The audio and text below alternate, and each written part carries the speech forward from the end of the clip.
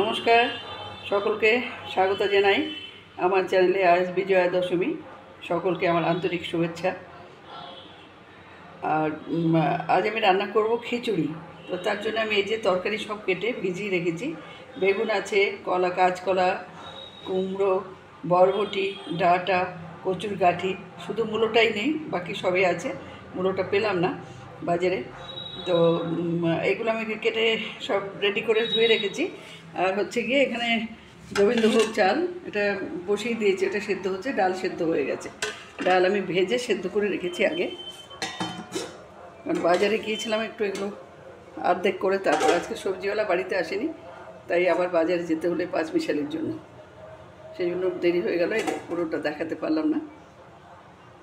সঙ্গে থাকুন, খিচুড়ি আর লাবড়া হবে। সবার নিমন্ত্রণ রইল দশমীর, আসুন আমার বাড়িতে।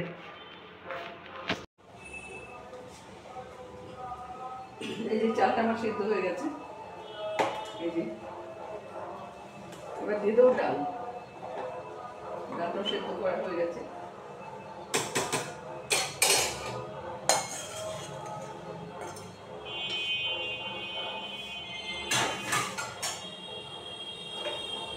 দিয়ে দেবো লবণ,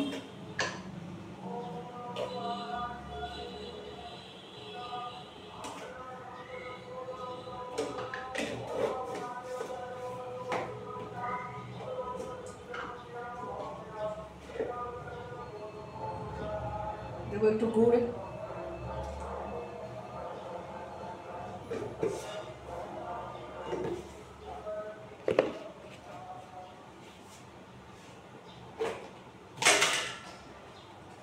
দিয়ে দেবো হলুদ,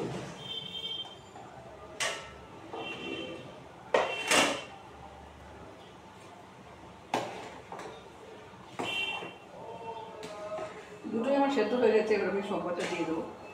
সম্বারটার জন্য আমি জিরে, আদা, তেজপাতা এটা দিয়ে আমি সম্বার দেবো। তো এটাকে ওপাশে দিয়ে তারপর সম্বারটা দিচ্ছি।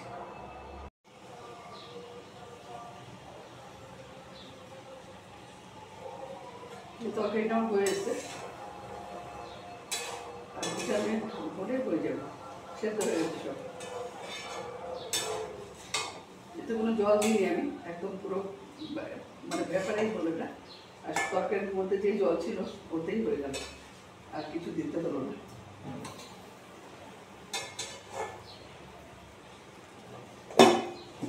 একটু 2-3 মিনিট হলে হয়ে যাবে।